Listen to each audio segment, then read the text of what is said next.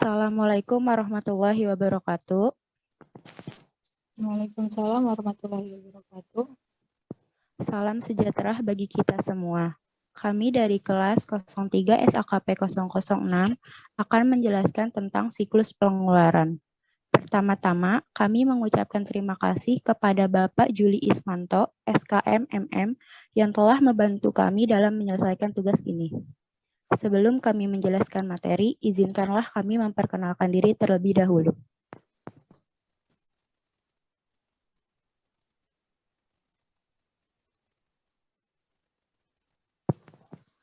Nama kelompok yang pertama yaitu ada Nazia Syariatul Fitri, yang kedua ada Salsabila Zahwa Nuriska, yang ketiga ada Syifa Haryanti. Baik, kita akan lanjut ke dalam materi yang akan dijelaskan oleh Nazia Syariatul Fitri.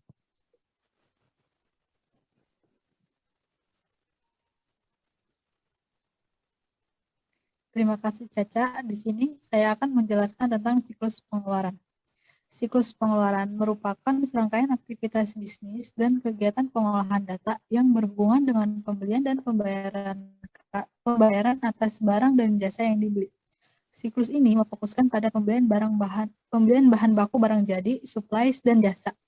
Dalam siklus pengeluaran yang merupakan siklus kedua dari kegiatan pokok perusahaan terkait, 4 kejadian ekonomi atau transaksi akuntansi, yaitu penerimaan barang, pencatatan utang, dan pelunasan utang.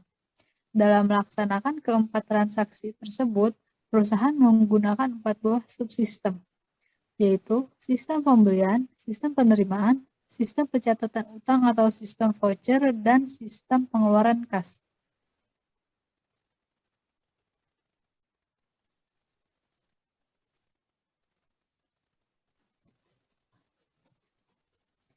Baik, di sini dapat dilihat diagram siklus pengeluaran, di mana dalam siklus ini pihak eksternal yang terlibat adalah pemasok, sedangkan pihak internal yang terkait adalah siklus produksi, siklus pendapatan, dan siklus buku besar dan pelaporan.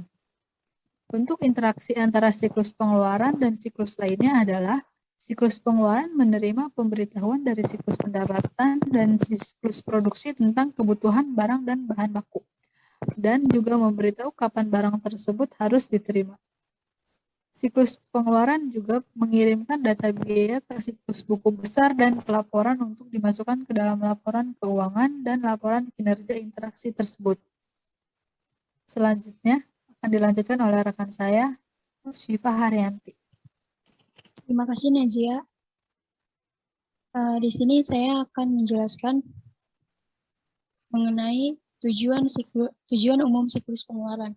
Yang pertama, ada barang yang dibeli adalah barang yang dibutuhkan. Yang kedua, barang diterima sesuai dengan pesanan dan dalam kondisi baik. Yang ketiga, melindungi barang sampai dengan saat digunakan. Yang keempat, menjamin bahwa semua pembayaran telah diotorisasi. Yang kelima, mencatat dan mengklasifikasikan biaya dengan teliti dan segera. Yang keenam, menyiapkan berbagai dokumen dan laporan yang berhubungan dengan pengadaan barang dan jasa. Kemudian, ada fungsi dalam sistem informasi akuntansi dalam siklus pengeluaran. Yang pertama, memperoleh dan memproses data mengenai bisnis. Yang kedua, menyimpan dan mengatur data untuk mendukung pengambilan keputusan. Yang ketiga, menyediakan fungsi pengendalian untuk memastikan keandalan data dan penjagaan atas sumber daya organisasi. Kemudian selanjutnya akan dijelaskan oleh rekan saya, Salsabila Zahwa. Kami akan mempraktikkan flowchart pengeluaran kas dari aplikasi Visio. Bagian supplier membuat faktur rangkap 2 lembar, 1 dikirimkan ke bagian pembayaran dan 2 lembar disimpan sebagai arsip.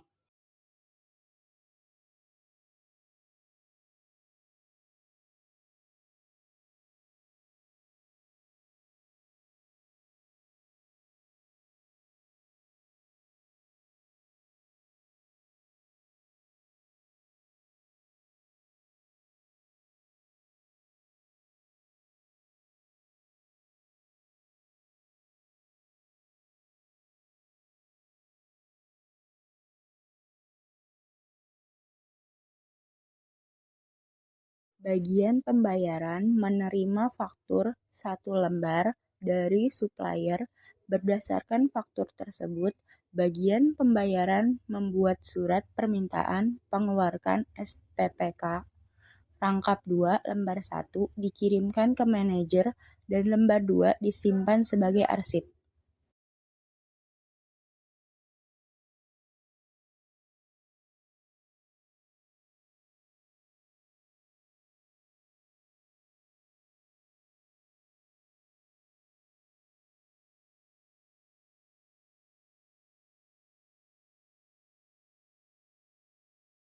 Manajer menerima SPPK lembar 1 berdasarkan SPPK lembar 1 tersebut, manajer akan menyetujui SPPK tersebut dan mengirimkan SPPK yang telah disetujui kepada bagian pemegang kas.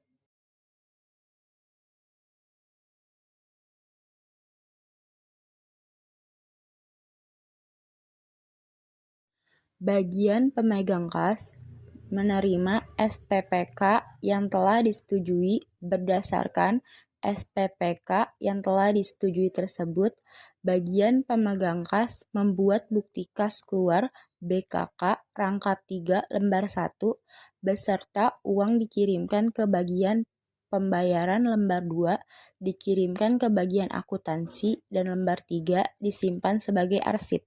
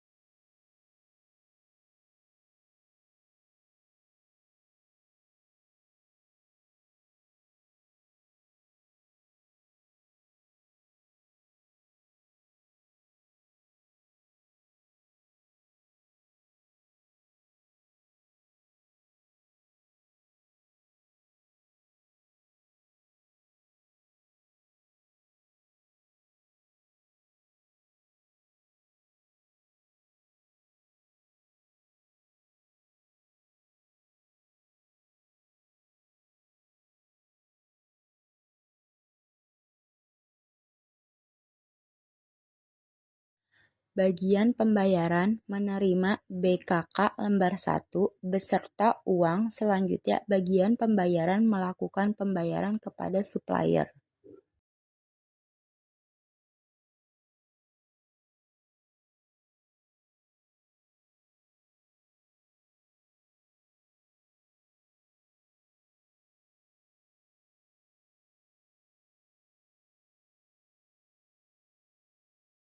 Supplier menerima pembayaran dari bagian pembayaran. Berdasarkan pembayaran tersebut, supplier membuat surat pelunasan pembayaran SPP rangkap 2 lembar 1 dikirimkan ke bagian pembayaran dan lembar 2 disimpan sebagai arsip.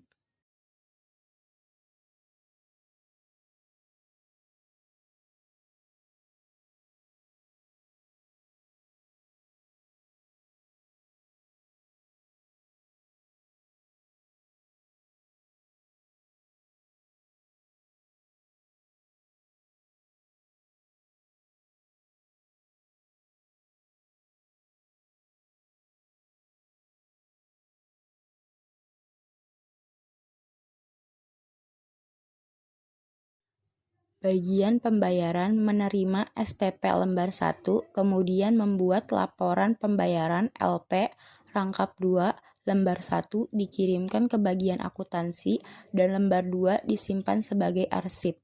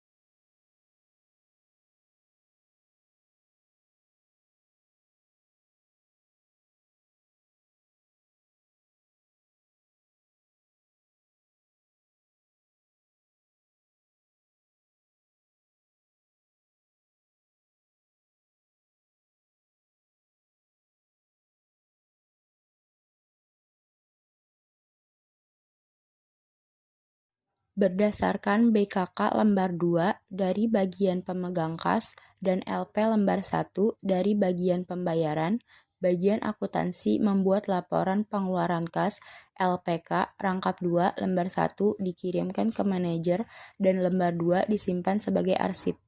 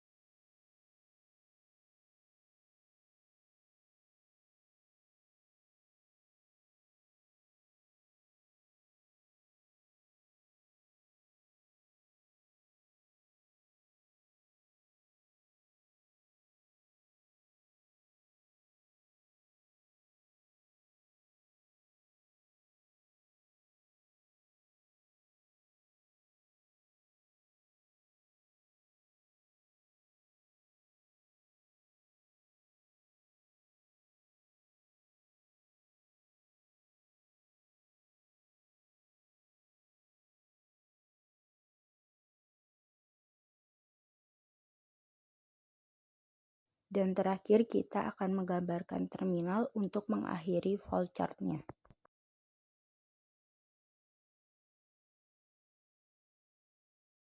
Selanjutnya akan dibacakan oleh Nazia. Baik, terima kasih Caca. Di sini saya akan menjelaskan prosedur pengendalian dalam siklus pengeluaran, di mana terdapat ancaman kehabisan barang yang mengakibatkan penundaan produksi dan kehilangan penjualan. Prosedur pengawasan yang dapat dilakukan, yang pertama adalah sistem pengawasan persediaan, yang kedua adalah analisis kerja pemasok.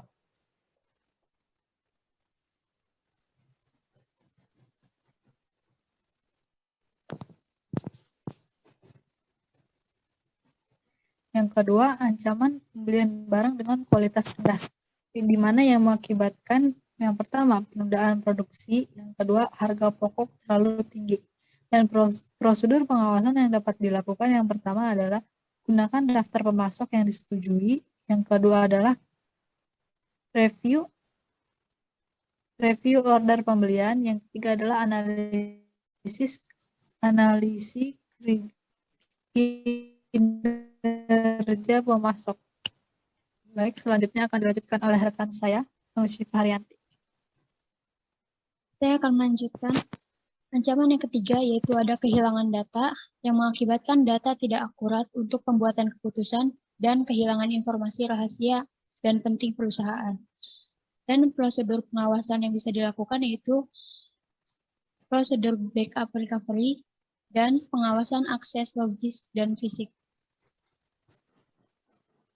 Kemudian yang keempat, ada ancaman kesalahan dalam menghitung barang yang diterima, yang mengakibatkan pembayaran barang yang diterima, pembayaran barang yang tidak diterima, dan catatan persediaan yang tidak akurat. Prosedur pengawasan yang bisa dilakukan yaitu kolom kuantitas dalam pembelian yang dikirim, bagian penerimaan barang dikosongkan, dan pemberian intensif. Kemudian selanjutnya akan dilanjutkan oleh rekan saya, Zahwa. Terima kasih Siva. Ancaman selanjutnya itu pencurian barang yang mengakibatkan kehilangan aktiva, catatan tidak akurat. Prosedur pengawasannya yaitu pengawasan akses fisik, yang kedua pencatatan untuk seluruh transfer barang internal, yang ketiga ada perhitungan fisik periodik dan pembandingan hasil perhitungan dengan catatan.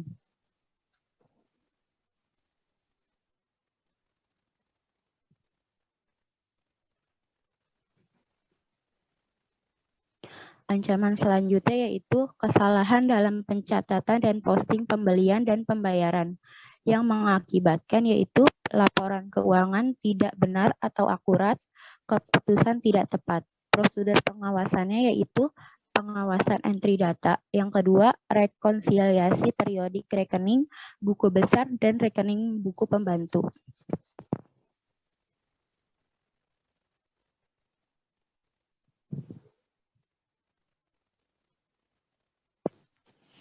Sekian materi yang dapat kami sampaikan. Mohon maaf apabila ada kekurangan dan kesalahan. Wassalamualaikum warahmatullahi wabarakatuh.